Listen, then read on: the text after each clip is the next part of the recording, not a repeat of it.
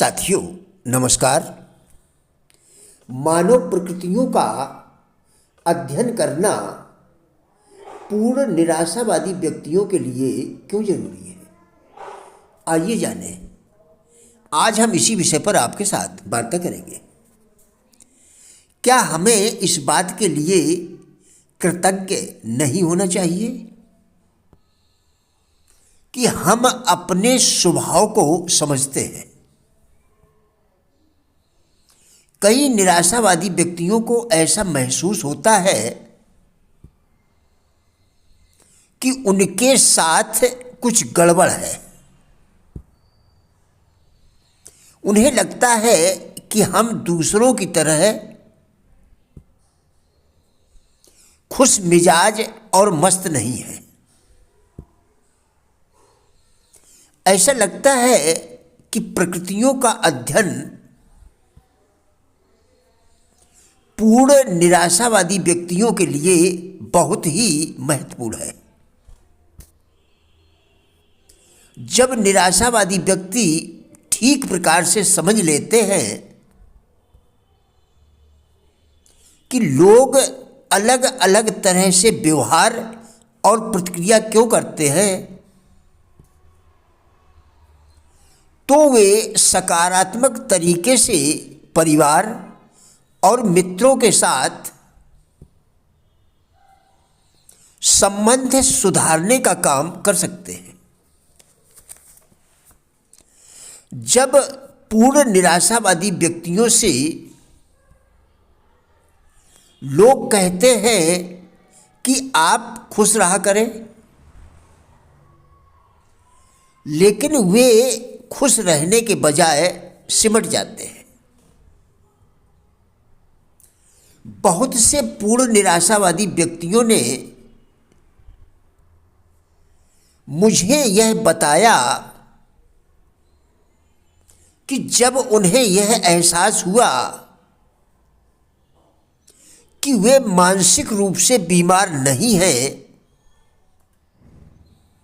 बल्कि उनकी मानसिक प्रकृति इस प्रकार की है, तो उनके दिमाग से बहुत बड़ा बोझ हट गया।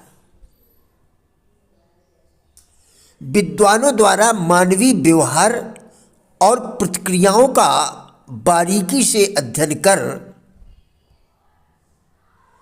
व्यक्तियों को क्रमशः 4 श्रेणियों में बांटा गया है। नंबर 1, लोकप्रिय आशावादी प्रकृति। नंबर 2, सशक्त क्रोधी प्रकृति। नंबर 3, पूर्ण निराशावादी प्रकृति। और नंबर 4, शांत संतोषी प्रकृति। इन चारों प्रकृतियों के लोगों की कमजोरियां और शक्तियों में कुछ समानताएं और कुछ भिन्नताएं होती हैं।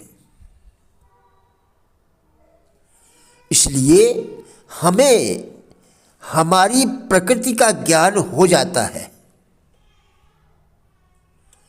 तो हमारे व्यवहार का नजरिया लोगों के प्रति बदल जाता है और हम एक दूसरे के साथ सामंजस्य बनाकर रह सकते हैं। जैसे यदि हमें क्रोधी व्यक्ति से बातचीत करना पड़े तो हमें इस बात का ध्यान रखना चाहिए कि उसका क्रोध न भड़कने पाए।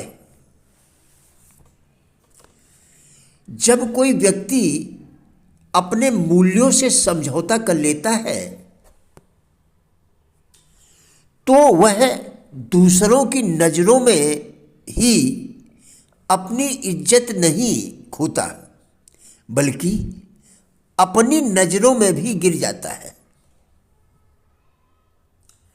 समय पर किया गया ज्ञान का प्रदर्शन ही अक्लमंदी है।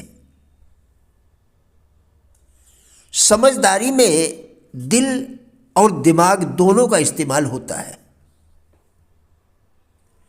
यह हमें साहस की ओर ले जाती है। व्यवहारिक ज्ञान का भंडार ही समझदारी है। हम खुद को अपने इरादों से आंकते हैं, जबकि दुनिया हमें हमारे कर्मों से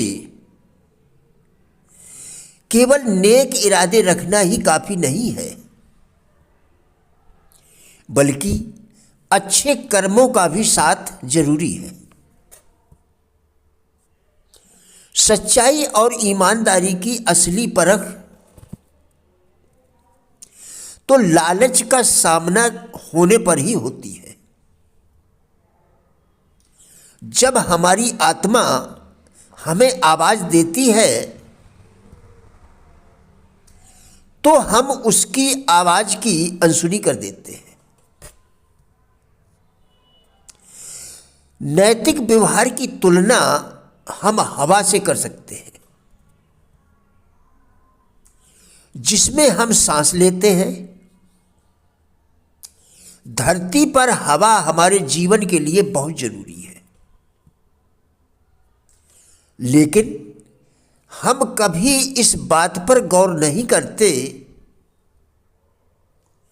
जब तक कि हमें सांस लेने में तकलीफ नहीं होने लगे। ठीक इसी तरह हम नैतिक व्यवहार की तरफ ध्यान नहीं देते जब तक हम इन्हें जीवन में खो नहीं देते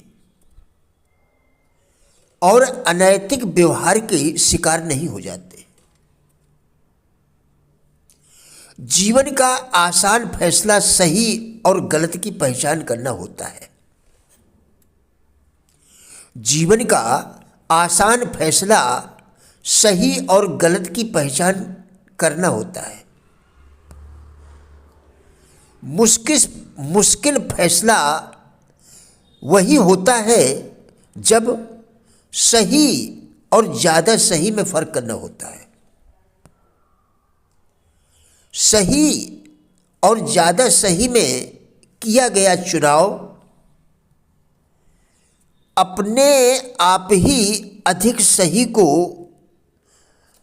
और कम सही को गलत ठहरा देता है।